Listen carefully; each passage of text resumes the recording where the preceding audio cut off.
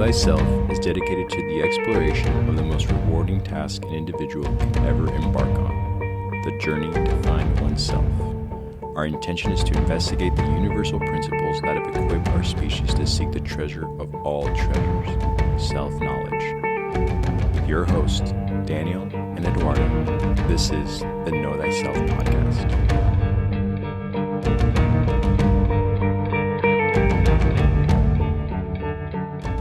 All right, my man. We are rolling on my end. Awesome, man. Good to see you, dude.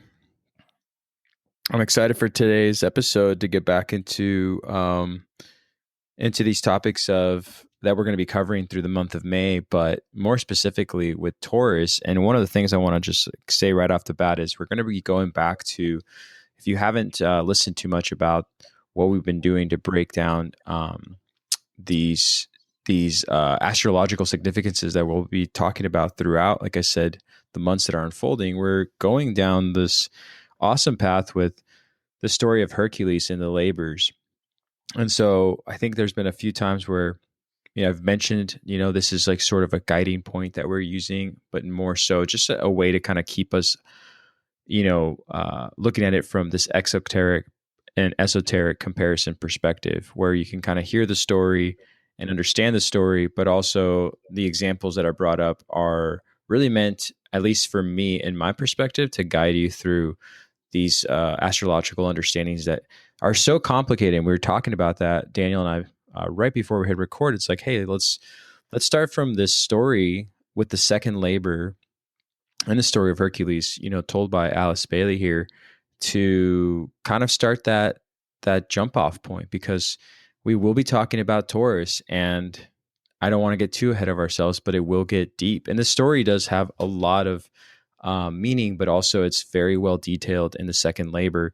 And so we took some time to really study again and again what we would be talking about today. But we'll start right with the second labor. So again, we did the first labor a couple weeks ago, right? And actually, probably a little further than that. And now here we are, man. Absolutely. And you know what? I missed it. You said hello, and I didn't even respond. So I wanted I don't know if you could hear me there. I have my headphones in, so that's my bad. I didn't know if I didn't hear you. Yeah, no, man. No, we are doing it from distance, which is always a little bit different. But it's so great to see you. And I'm excited to jump into the second sign of the zodiac. Yeah, I'm excited to get into it, man. Let's start with that second labor. They said the second sign of the zodiac. Absolutely, man. And that's exactly what we're going to do. We're going to kind of jump to the second labor of Hercules today. And, this is going to be kind of a precursor to a continual conversation that we'll have for the rest of this month and even moving on to the next month with the sign of Taurus. And this is a very fascinating labor. This is a very fascinating sign, and also an astrological house that really kind of has a magnitude of significance for each and every one of us. And again, as we approach this study and these conversations on these astrological signs, we are not talking about individuals with their suns in Taurus. All of us have Taurus in our zodiac chart, right? All of us are going to have a second house in our zodiac. And all of us are going to also have Venus in our zodiac, which is the planet that rules Taurus. And so this is something that is going to have a connection to each and every one of us. And this sign in particular has a very special connection to each and every one of us, because this is a sign that pertains to form. And we are in a construct of form. It's the experience that we're going through for our soul to learn the necessary lessons for advancement, understanding, love, and ultimately illumination, which is really what the main focus of this sign is actually kind of creating, and what it's actually kind of trying to pull our attention to. And so this will be a very, very interesting conversation, because, a lot of people do not understand the esoteric significance of Taurus. I would say the earth signs are one of the most misunderstood in the study of astrology. A lot of people, they hear about the water signs and intuition and how cool Scorpio is, and Scorpio is cool, and all of, like, even Sagittarius and the fire signs.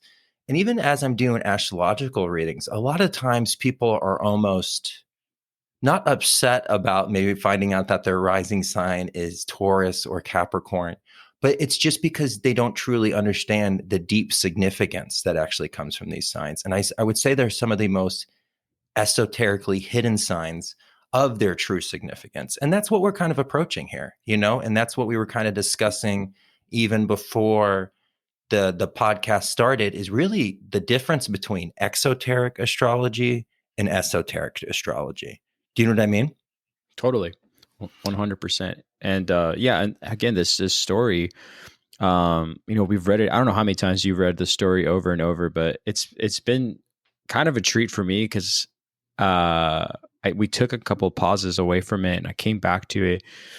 And I always like to go on these walks after I do a lot of reading to just sort of, reassess and what's going on. And so I have so many questions for you throughout our discussions that will be held about Taurus, because again, with this labor, the detail that goes into it, but also how it's executed, all has its own purpose, and it kind of leaves for a lot of, I guess, a complex need to understand where this is all coming from. Does that make sense? Absolutely. And and again, one of the things when we're studying the esoteric is we always have to kind of look at the spaces, look at the shadow, look what's in between the lines. Mm. And one of the things we get from this ancient text of the story of Hercules just actually kind of eludes a deep understanding of what this sign is actually pertaining to. Because like how you just said, this second labor, which we're talking about, the first labor being in Aries, the second labor that we're talking about with Hercules is one of the labors that's told in the most detail. But that's not by accident. That's not just by occurrence. It's told in the most detail because this is the sign that we know the most detail in, because this is the sign of form. This is the sign of creation. So it's actually the physical experience that we're going through. And so we experience this with all five senses. We taste food, we hear music, we feel, all of them. All of them are going to be kind of brought up into this. And so that's why this story is actually told in more detail. And it actually goes into more kind of explanations of even the environment. It's not this flash in the pan story, which Aries was. But what kind of energy is Aries? It's flash in the pan. It's that like birth of consciousness. It's that breaking through, where this is a slower story, a longer story, because this is actually the slowest sign of the zodiac. This is fixed Earth. And so it's going to be really the slowest moving energy. And that's going to, again, through exoteric astrology, they're going to really kind of say like, oh, Tauruses can be kind of lazy and slow moving. And this could be a characteristic. If we have a really strong like Taurus placement, it might be hard for us to kind of get moving with things. But that's not what this sign is actually alluding to when it says slow. It's talking about that idea we have of, if Aries is this birthing of consciousness and this breaking through in this initial cardinal fire, which makes it the fastest moving sign, this is where that cardinal fire is actually going to find form. And this is actually where it's going to house itself in. And so this is the five sense reality that we're perceiving. And one of the things that we always kind of talk about is that idea of even objects in our environment, whatever it is that's standing next to you, whether it has significance to you or not, it's actually moving energy that's frozen in its container. But it's still moving energy, but it's slower moving energy, so we can actually perceive it. Okay. Now, the energy inside the objects around us is actually moving at an amazing rate, right? But there's actually more empty space in the objects around us than occupied space, right? And we always kind of bring up this understanding of like the best way to get this understanding is by looking at a fan, like a ceiling fan that's not moving. And when it's not moving, it's very easy to stick our hand in between those spaces and see that there's actually more unoccupied space to the fan than occupied space. But once that fan starts moving, and it starts moving at an accelerated rate, not only do we perceive it as one blade that's moving, but we also feel it. If we try to put our hand through the fan, it actually is going to have a kickback. And that's the same thing that's actually happening into the physical environment within form. That's why we can't put our hands through something, because these objects are actually moving at a very accelerated rate. But comparatively to Aries and consciousness, this is actually moving at a very slow rate. This is why it's kind of frozen. And this is why we have the sign of fixed earth. And this is what gives us detail in our life. This is what gives us the arena to kind of go on this journey of the evolution of our soul and really kind of do this construct of experience and really learn what form is. And that's what this story is really going to allude to. But just the idea that this labor is the one of the longest and told in the most detail, there's a hidden deeper esoteric significance to that, and we have to look at that in all ancient text. It's not just what they say, it's also what they don't say, that you actually kind of have to pick up this information. And that's what makes this a lifelong subject. And that's why you can actually go back to these stories, these biblical stories, any ancient mythology. And every time you go back, you gain a bigger nugget of truth, and you gain a more of alignment to what the true essence of that story is actually kind of creating for us. And so, I'm really excited to kind of go through this story of form and how important it is, and how important it is to really understand what's truly being signified here, but also the danger of form, Right. because we know, there's, with this experience comes truly a lot of responsibility, and we're going to kind of talk about what that kind of how that can kind of manifest in our lives and different ways that we can kind of see it. And a lot of it is going to be aspects that we can correlate to, like exoteric tourism. Right. And we'll talk about that, that aspect of, maybe attachment, whether that's to attachment to a habit, attachment to things. Form does have this ability to kind of pull us down. But the interesting thing about form is it either binds us or it actually gives us the key to our illumination, when we can actually see truly what form is trying to tell us, rather than more of that Maya illusion that can kind of really kind of permeate through most people's understanding and relationship with form. Great, man. Well said. I cannot wait to sort of describe this story so we can, break down those attributes, because, it is story is just so great because, it does have not just the earthly forms that are brought up in the labor, but also, what we're going to see within this labor of a rising consciousness, and how quick there's a rising consciousness in this whole execution that, Hercules goes through. So do you want me to start with the labor in a nutshell, and then we'll just break down the attributes that come from, the success, I should say, of like coming to this place where Hercules finds himself, kind of moving um, through the labor successfully? Oh, most definitely. I think that's a Cool. perfect way to start. So if you want to kind of give us a little bit of a breakdown, and we'll kind of use that as our diving board jump off. Awesome, man. Well, again, so for you guys who don't know, we're reading off of Alice Bailey's The Labor of Hercules. But in essence, in a nutshell, I'll just give you like the quick rundown to kind of, catch you up to speed. And then I'm just going to ask you some questions, and I'm sure you already have some things to say about it. But, so the king of Crete, which is Minos, has this sacred bull, and he keeps it on the island. And so when Hercules is told to retrieve the bull and bring it to the island, or from the island to the mainland, I think right away, you hear there are no instructions given, right? So it's just like how this was going to get done, how it would be a success for Hercules to accomplish is really kind of not explained so well. But he did know that obviously this bull had very heavy importance, and so it says that the bull is born of the seed. I think it's very important to mention that, and that it was to be offered as a sacrifice to Minos. And so when Hercules travels, he searches and pursues the bull until he corners it, right? Corners it in its, I don't know if it's like in its lair, but he rides the bull, and he's told to ride the bull like a horse, and he comes from the island all the way to the mainland as the waters, part for him, and he brings it back to the city of, is it Cyclops? And then you Well, that's have, the city of the Cyclops. Yes, yeah, yes.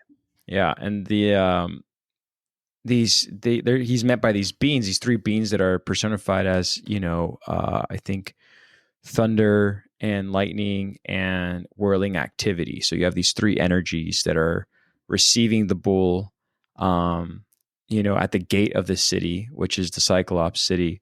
And he's met by the three Cyclops, and then they take the bull, or receive the bull, take charge of it, I should say, and the labor pretty much ends there. So that's like a summary. I apologize for the pauses and the skipping around, but I have my notes put up here and I have the story on the side over here. But yeah, there's so much I want to ask you about that. And again, they have it so quickly put together, but it's so not that summarized. When you actually read the whole story and the labor, a lot of again these attributes to Taurus present themselves. And so take it away, man. Wherever you want to start from there, from the top. I'm all ears.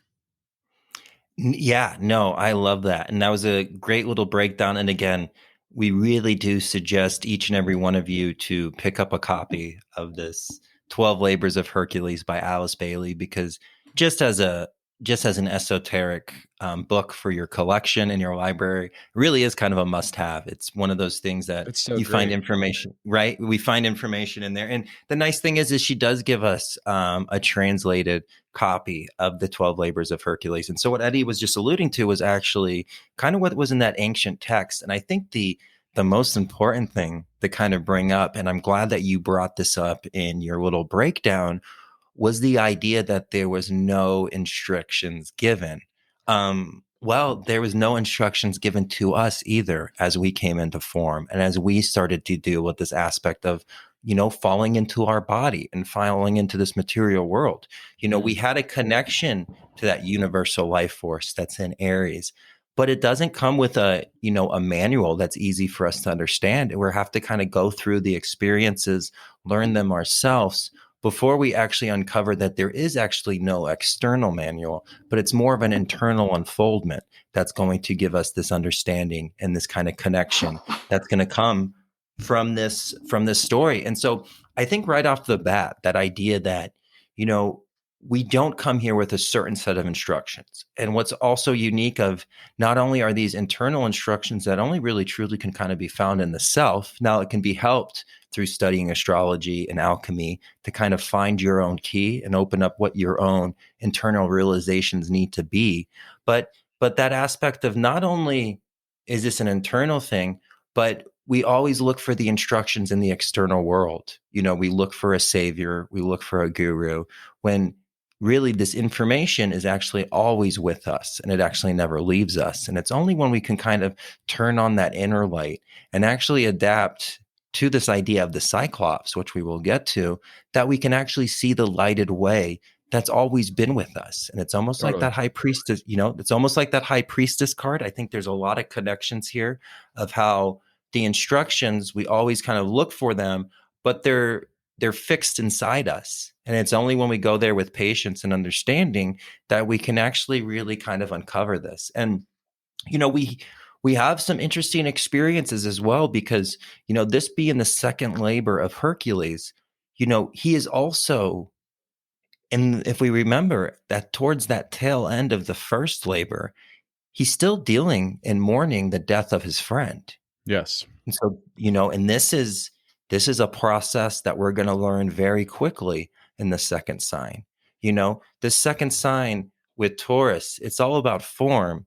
But one of the big things that we have to understand with form is all form that we're looking at right now will eventually turn to dust. Nothing in this physical reality is going to last the eternity of time. And so there's a finiteness to this.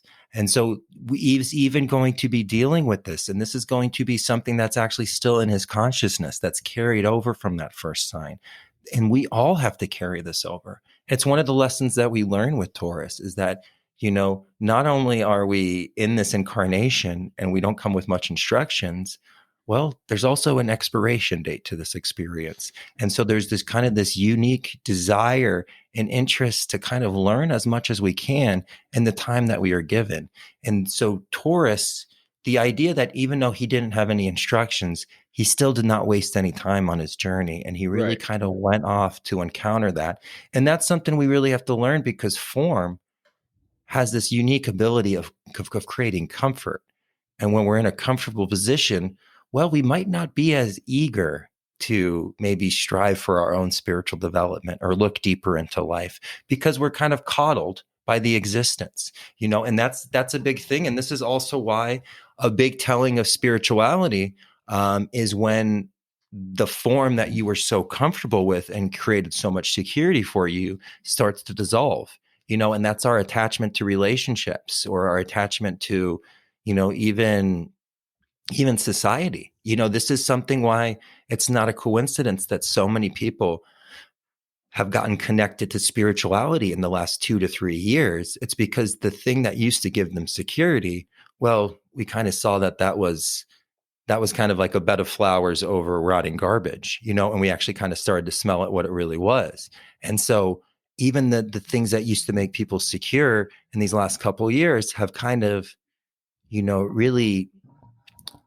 really kind of cataclysmed this change of kind of finding this more of a spiritual security and more of this within ourselves. And that's going to be this big, unique component that's going to kind of come from this. But all of this is rooted in the idea that, not only is this form, kind of illusionary and very attracting to us, it's also the key to our own escape. And it's actually through the form and understanding what really precedes the form that we're actually able to actually cherish this, understand it, learn from it, and then, ultimately kind of grow.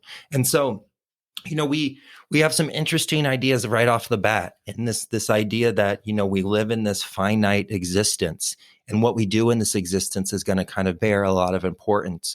And I think that's really important that he doesn't really take any time. He just kind of goes into that journey. But it's still this process that we all have to do. We only almost have to learn the instructions through the experience. And that's something that this labor, I think, really addresses, of just how important this experience is for the unfoldment of the soul. Oh, that's awesome, man. We can just call it a night right there. I'm just gonna put a period. No, I mean that, man. I'm not saying that just to, you know, just to only agree with you. But yeah, I mean, I don't want to allude too much to the sign of Taurus, but one of the things that I love hearing about is the over glorification of matter. But subsequently, you have, as she describes, the illumination period. And so with this labor, he just goes right through it. He gets right to it, but he still needs to follow a form of light in order to, make his way back and or find the bull and track the bull down. And so there's this inner light that's going to be found through the process of kind of just going for it from, and not an instinctual perspective, but the one that is in this form you're talking about when we arrive here. Because you're right, as we've sort of, met this new era that we're in, we've had to let go of the form a little more than usual. And therefore our liberation kind of starts a little faster for us because, we want to leave here as a whole light and the greatness that we are inside of our physical bodies. And we've been given a little bit of that chance, much like in this labor, where it's like you made it to form, but rather than staying so caught up in form, a lot of us have decided right away to be like, I don't need this, and this is finite. So what is the purpose of chasing this? Although there are on the opposite of that, there are people who are like, that's the comfort zone they're going to stay in until the last day of their lives, not really wanting to pursue that light. But then again, how would you bring that bull back? I don't know. So I think it's interesting that they mentioned that in the labor on how he goes and attains the bull by this light. Do you understand what I'm saying? Does that make sense? Should we explain what I'm saying about, going from physical form to illumination? Yeah, no, absolutely. And I think this I does don't know a if I'm great going too fast. No, I think this is perfect. I mean, and again, we are really planning on breaking this labor and this sign down as long as need be, because it covers so much. Um, but but that's exactly what we're looking at here. And one of the big things that we're learning from this story, and one of the essences that we really want everybody to take from this sign, is the understanding that beauty is not the effect of form. Beauty is the cause of form. There is all beauty in all aspects of form. And it's only when we actually can see that beauty that we actually see the signature of the creator. And so Mm. there's this understanding with Taurus of like, oh, they just like, pretty things. They like things that taste good. They like, the finer things in life. But what the Taurus needs to understand is that beauty is not the effect of form. It's the causality of form. Beauty precedes form, and we can find beauty in all aspects and all aspects of form, even the experiences that we go through that are troubling. Well, the Taurus needs to find the gold. He needs to find the beauty. We think about that story of Jesus when he's walking with the disciples. And I know we bring up this story quite often, but it's Mhm. perfect for what we're talking about here. But he's walking with disciples, and he comes across a dog that has passed away, and the dog is rotting, and the disciples are actually trying to shield him for it. Like, Jesus, you're going to get sick, or don't go over there. It's kind of disgusting. And Jesus walks right up to the dog. He looks at the teeth, and he makes a comment of like how beautiful and white the teeth are. And this is what we need to kind of find out. And this is what there's a really, again, a deep esoteric significance to this, to understand, to see that beauty precedes form. It's not the cause of form. And that's going to be a big move for this esoteric understanding to be. And it's when we actually see that it's not the beautiful things that we accrue in our life. It's not the fancy cars. It's not it's not the status relationships, which is actually the effect of our materialism. The beauty actually comes to precede the materialism. And we really have to see that beauty is the preceding factor. And when we can see that, we can even look at our own form and understand that it was created, it was attracted through this law of beauty and harmonization that Taurus signifies. And that's the only way that form can actually take place. Things need to harmonize together.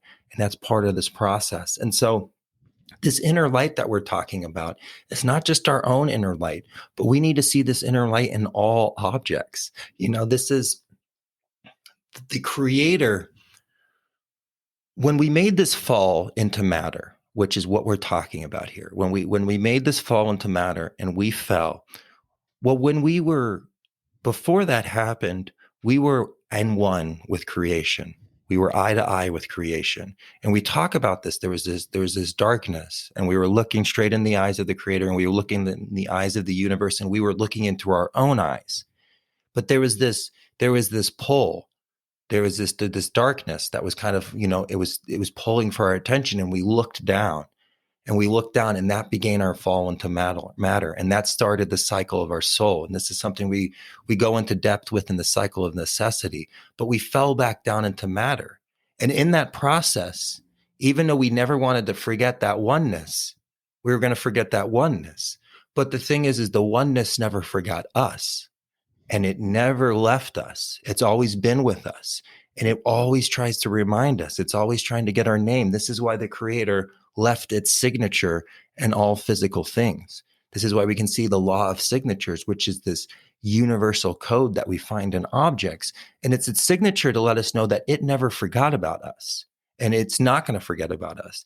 We just can't forget. And we forgot about us. And that's the problem. And so this inner light that we're talking about is just this remembering that beauty is within us. It's not into those things that we fantasize about. It's not in those, the Instagram influencers that have all this money. It's within me. It's within you. And it's that uncovering, and that internal realization. Because once we see that light and we start generating from it, well, it actually shines out, and we actually start to kind of share that divine light and that divine beauty. And it emanates not only our experiences, but our things, our character, and obviously our heart.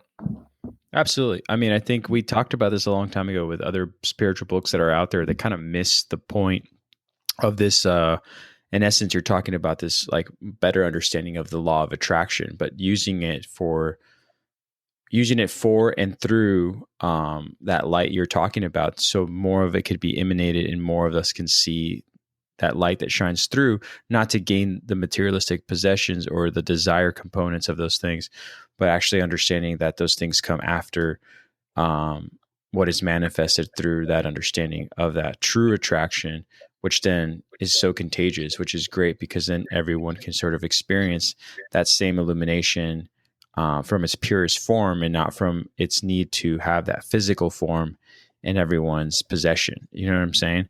Um, yeah. Yeah, no, absolutely. And I love that you brought up the law of attraction, because you're right. Taurus is all about attraction, right? We are attracted from physical things. The physical reality attracts us to it. We're kind of pulled down into form.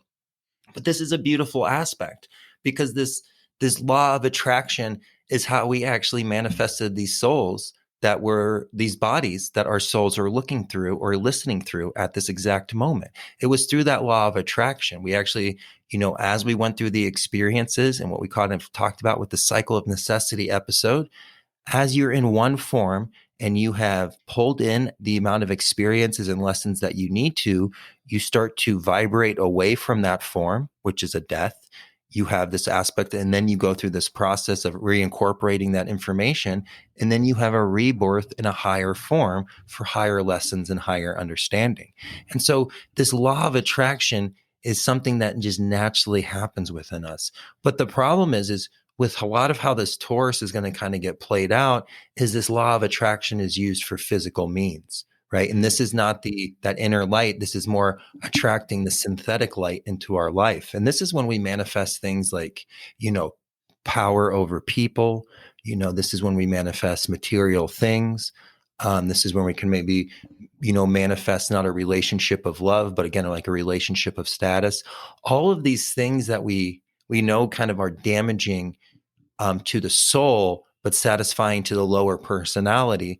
These are going to be kind of the false usings of this Taurus. And what we're going to kind of see with Hercules and why he's able to find that inner light is because what true law of attraction is and true manifestation, this ability to attract and harmonize, is really about attracting, self-development and self-unfoldment.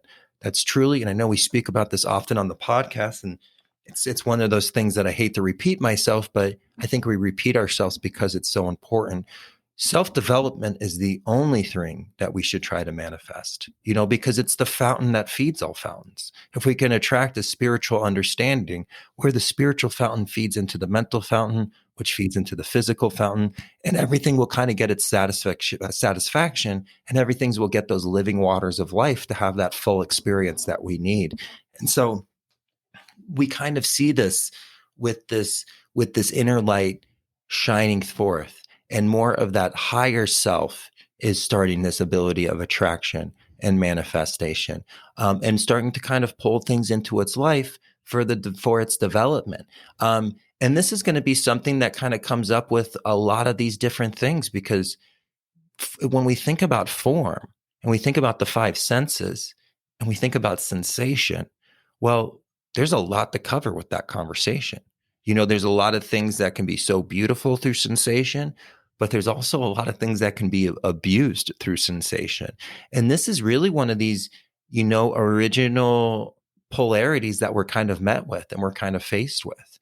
And there's so many polarities that are presented in Taurus to really make us understand just how important this arena of experience is for us to kind of make this internal unfoldment really blossom.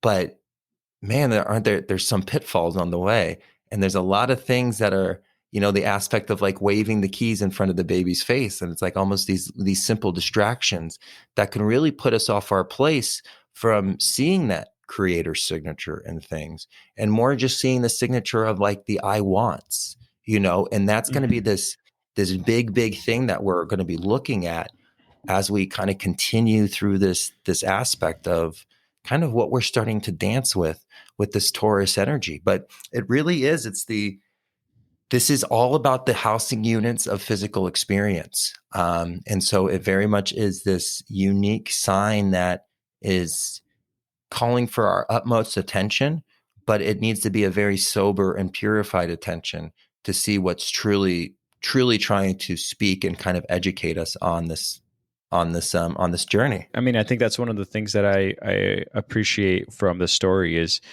although he succeeds in his labor, you know, he is told to, really take count for how this happened and what was actually, going on during the process of him, being able to bring the bull back. But it's funny we're talking about this bull and the labor, but and I can't wait to sort of open up why we're talking about Taurus. But before we even go further with that, I think people hear the word Taurus and then we're saying Taurus and we're saying the bull to the labor. But we should sort of do a breakdown, in my opinion, of this difference between exoteric astrology and esoteric astrology, because it's not like we're just talking about Taurus, the sign that most of us are familiar with. And yes, it's one of the four animals, in the constellation, but as Daniel's saying, it's the second, and no coincidence, obviously it's the second labor. But do you want to kind of go into that a little bit with the differences there? Yeah, and you know what? I'm glad that you brought this up because this is something that we kind of just like danced over in the beginning. But this is crucial.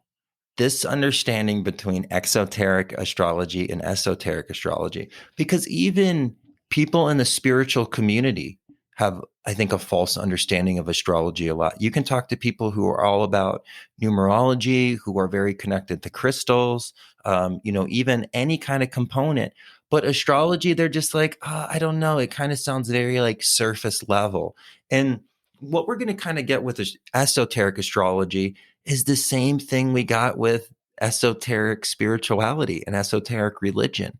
Like, yeah, you read exoteric Christianity, it kind of seems kind of superficial and very surface Right. level. And that's the same with all exoteric religions. Even stuff like with exoteric Buddhism and the stuff that gets like sold in those books at like Target of like, or like a grocery store like that. That's just like this, not even the depthness of truly what this religion is. And they've just kind of simplified it. We see this in all spiritual practices. And so it's the same thing with astrology. Exoteric astrology is going to be how people were kind of presented this. This is the idea of horoscopes. If you see an horoscope that's just based on your sun sign, it's going to be really good. And I would say it's really good for like cleaning up, like maybe if your cat makes a mess or maybe you spill like a drink on the floor, like it does a really good job of like soaking up liquid. But other than that, it's trash because there's no way that this thing that's written in the newspaper or in Cosmo is going to have any say on yourself. And a lot of times in these big media organizations, they just make up these horoscopes. And so it's unfortunately just like religion, we all kind of get this tough taste in our mouth because as a child, maybe we were in Sunday school, and Right. when we went through this experience of like, well, that doesn't make sense. And the teacher was just like, well, just shut up or you're going to go to hell. And you're like, well, that doesn't make sense either, And so exoteric religion is going, exoteric astrology is going to be this very superficial stuff. And it's going to really just talk about like the obvious traits. But the thing is, in all of these signs, this is your 12 steps to life. This is your own 12-step program. And there's a deep spiritual essence to all of these. You read, same thing with Aries. I think we had a lot of great responses of people being like, I like how you attributed Aries to the birth of consciousness and the explosion of consciousness. We're like, well, that wasn't us. That's just esoteric astrology because it's actually Right. looking at this process of unfoldment.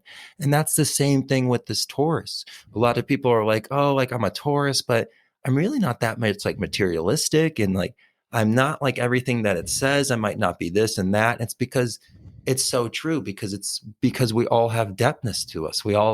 We've all explored that well because we're doing well. And so we can kind of see the depthness in these signs. And so, you know, this esoteric astrology is going to be more not only connected to the inner essences of the individual, but it's also going to be tied to bigger cycles like astrotheology, which is the study of the signs through the precession of the equinoxes. And that's when we kind of study ages, just like when we kind of speak about how we're in this process of the transition from the age of Pisces to the age of Taurus.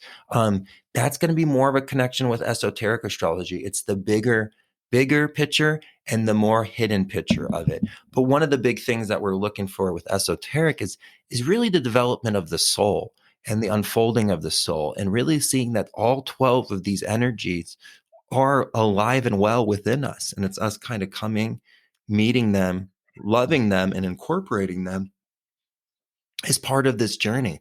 And so in esoteric astrology, you don't just study the sun sign.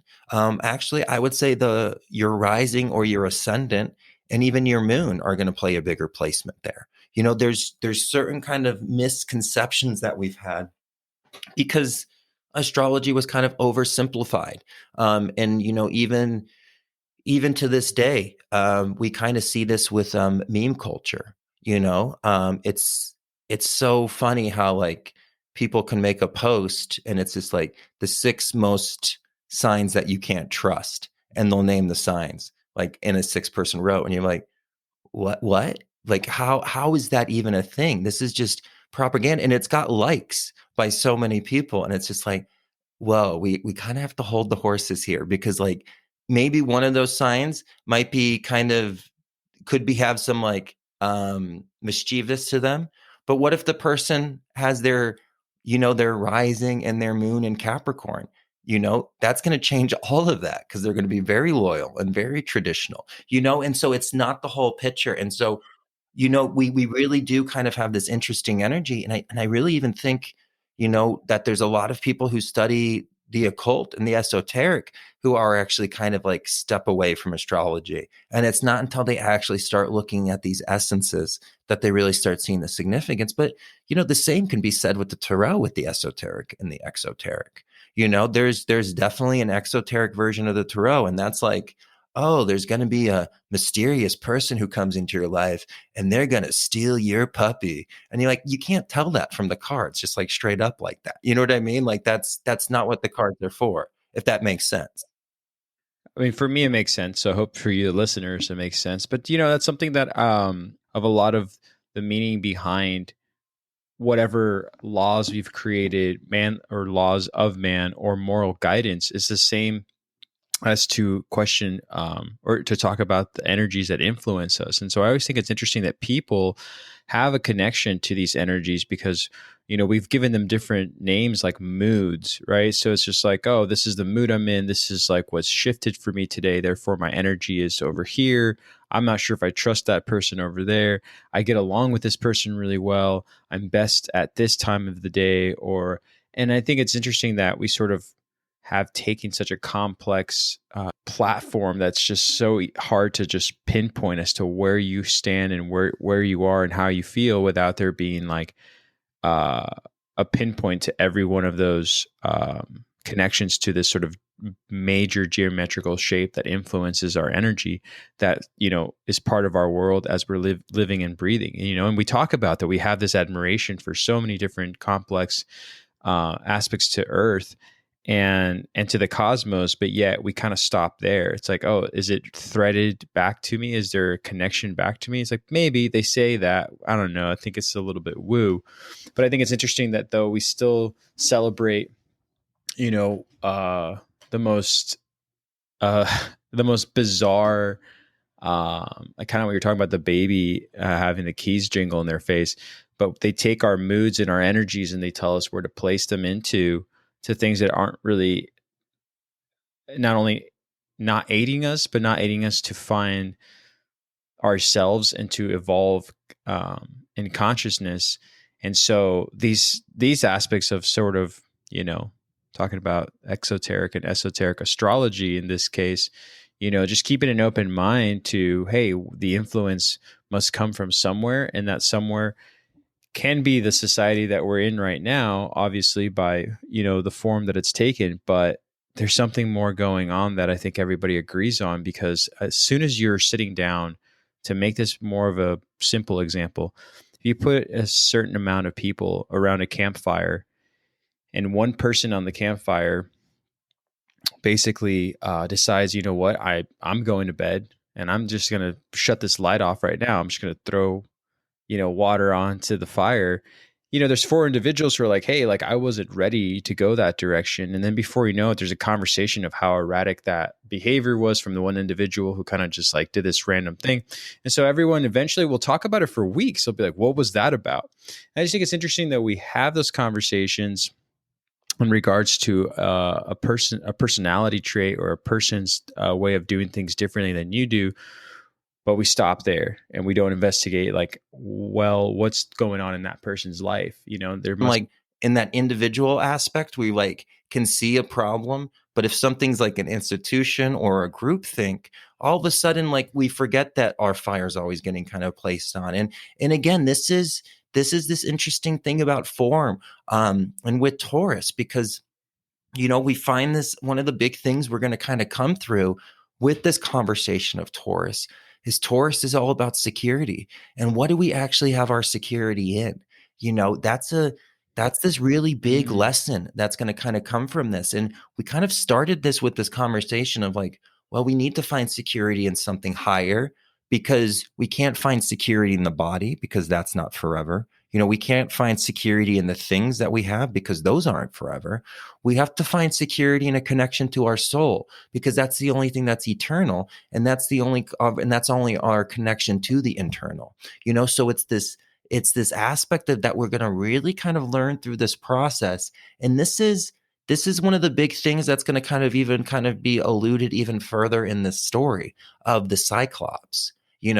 Very interesting connection, and thinking about how stuff kind of gets obfuscated. Isn't it kind of funny how the Cyclops later on in religious history was more seen as a villain? And even when you think about when you see fantasy films, a lot of times the Cyclops is not presented in this receiving labor of this holy the holy cow and the golden calf. Because the Cyclops has actually a very unique spiritual experience to it because it has one eye in the middle of the forehead, which is all about spiritual illumination, and that idea. I like that you Does brought that that make up. sense? Because this is something that, No, yeah, but I've like the villain. Oh, dude, we'll talk about that for a while too. It's just like I was like, oh, I can't wait to sort of break that in on how it's been personified as the bad guy.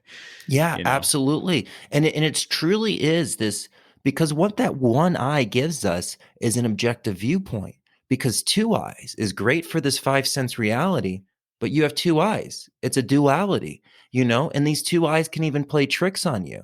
Like, these two eyes, like, isn't it funny that your nose is always in your eyesight, but it's not until you close your eye with one of them that you can actually see your nose? Your two eyes actually play tricks on you.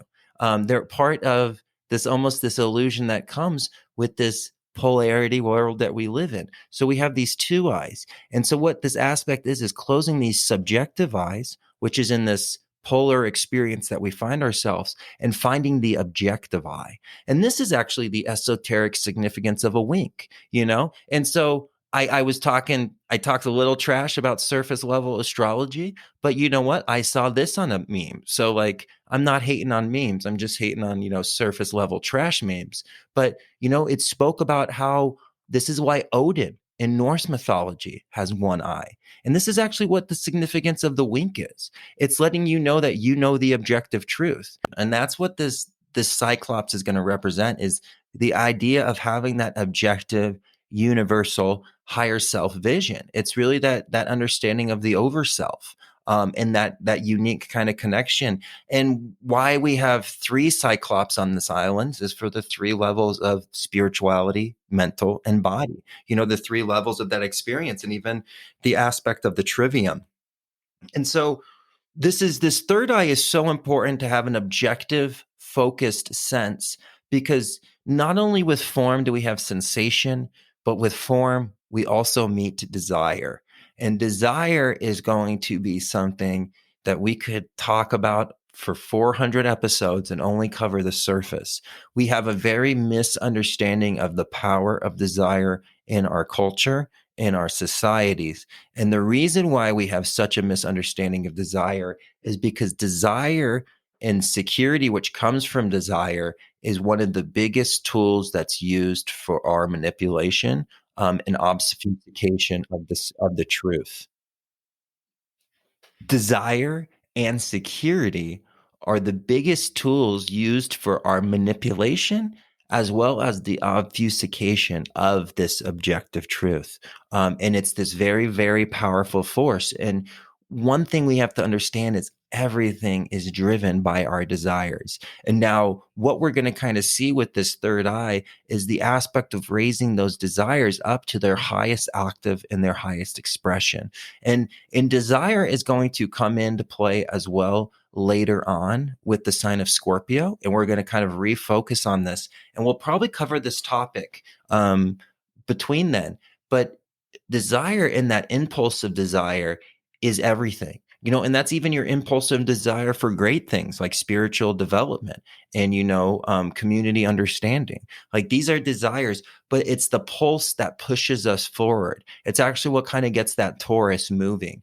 But desire also can have its negative components. And that's something that really plays a big role. And I know we're going to kind of talk about this when we kind of continue this into that next episode of, this connection of desire and even this aspects of sex that's going to kind of come up with this sign. And not so much the physical sex that will be Scorpio, but the desire and the opportunity of sex is actually what kind of gets the Taurus moving, and utilizing that energy in its proper output and finding this almost this middle path. Just like you said, the seas were parted for the bull. It's this unique balance that we're going to kind of find that's going to kind of further be eluded with this aspects of, these powerful words that are going to kind of come up with this next episode, which would be God, sex, law, and sin. And that will be kind of what the big focus is and what we kind of do to kind of break that down. But this is everything, this understanding of desire, and even just to think about that pulse. Think about what pushes our sensations. Just think about how, sensitive we are to this environment and how much the environment plays a role in our unfoldment. Again, one of the things with form is when you're comfortable in form, you don't do a lot of digging. We spoke about that earlier of how like the society kind of fell apart and a lot of people kind of had to find security in other kind of form. But this is how most people find their way into spirituality. It's usually either through that process of calcination, what we spoke about with an alchemy, where everything we once knew kind of is burning to ashes and nothing has the same significance anymore. And this kind of plays this kind of unique role, kind of in this unfoldment with where we're kind of going to be taking this discussion. But I think as like a reflection, as we're going from this week to the next, and as we kind of make this conversation a continual, we should all kind of meditate on our desires and understand that desire is not a bad thing. Like it's kind of sold, like we're thinking of it in its lowest form, but how are we actually, who controls our desires? Do we control our desires, or do our desires control us?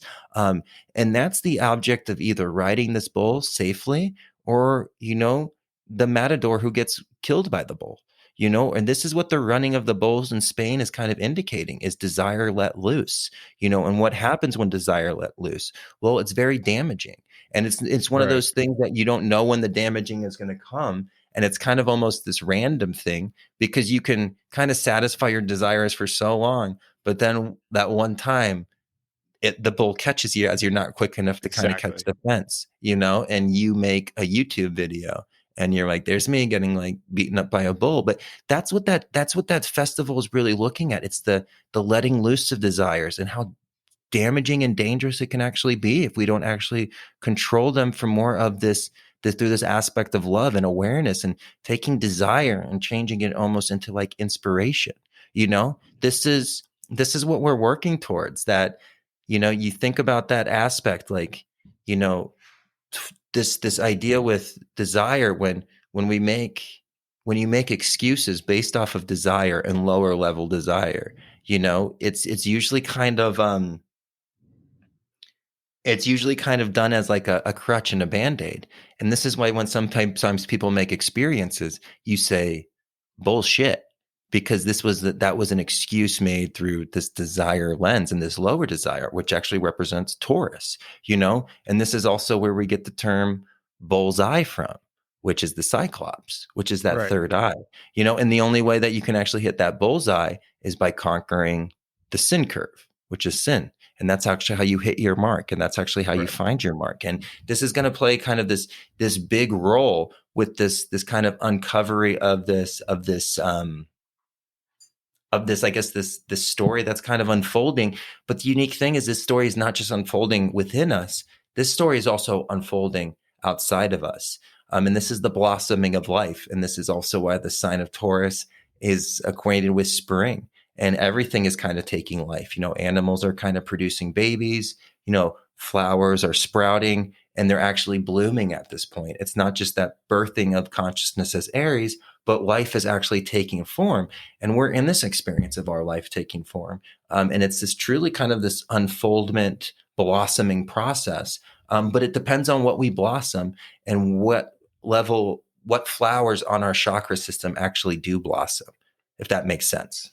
Absolutely. I mean, again, we said it with the law of attraction. It's like, what are you attracting and what form through which, higher spirit is working through you in order to manifest, what your desires are. And is it done for good or is it done for bad? Is it positive? Is it negative? And so I think that that's an interesting example that you're saying with regards to desire. So, yeah, man, I think it's awesome. I think that it's crazy how short the story is, but it just goes into these more specific breakdowns through her explanations here in the book. But also, I can't wait to talk about all the attributes to Taurus that are mentioned here, and even just what you were just mentioning about with desire.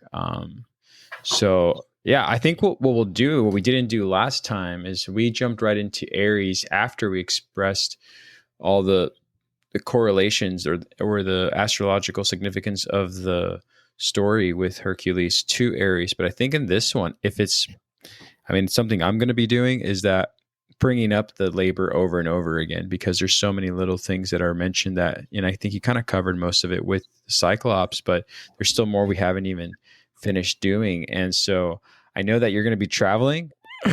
I'll be traveling as well. So I think it's interesting that we're both going to be going places through this breakdown. So I'm kind of interested in how long it's taken to talk about the second labor, but also how it's going to unfold over the next few episodes, because I don't think we'll be done with it so quickly. You know what I mean? Yeah, no, absolutely. And again, this is going to be a unique one because we are going through this process of form. And so this is just kind of like other things we've talked about, even after the month of Taurus. We're not gonna leave this aspect of form, and we're going to kind of Right. talk about this. And really, when we kind of break down desire, we're going to really kind of start to, what this is really going to kind of do is open up the subject of esoteric psychology with us, which is something that we're going to very much cover in the third The third season. season. Yeah, absolutely. And this esoteric psychology will really give us a better understanding of how we operate within form and how we actually operate within this vessel.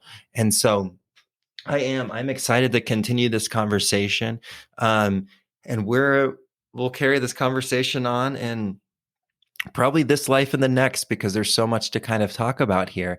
But it is, one of the things I really want us to just take away is I hope that people can at least just kind of start to see the kind of the comings of this beautiful sign of Taurus and what it actually esoterically contains, and just how much wisdom is contained. And when we can kind of see that, we can actually see just how much insight we can actually partake from this experience and form. Well said, dude. Well said.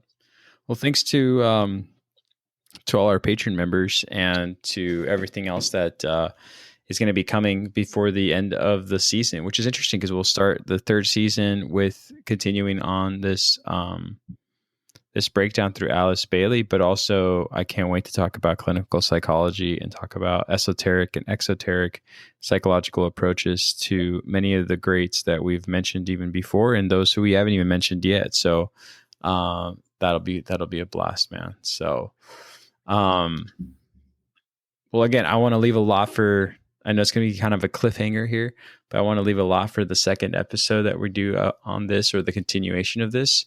Anything else you like to add for now?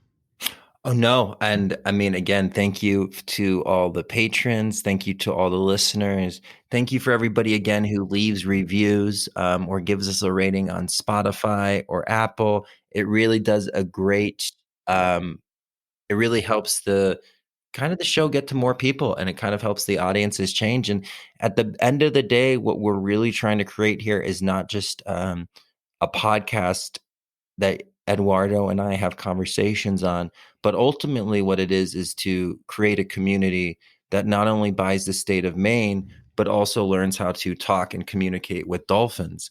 And so we are just so honored to be on this journey with each and every one of you. But community is truly what we're trying to build here. And we are working actively right now to create some sort of form, because what we really need to do is all of these beautiful messages and these insights that you guys share with us and these ideas that you have, well, we feel selfish that they are only seen by our eyes. And again, some people bring up information that is brought up on this show, but there's just too much information coming in, and we need to kind of find a proper outlet for you guys to kind of carry on these conversations of all the esoteric subjects that we talked about here in the past, in the future, and kind of uncover and really kind of look. And so that's something we're really excited about building. And so again, a big thank you to the patron members, because it's you who are creating this foundation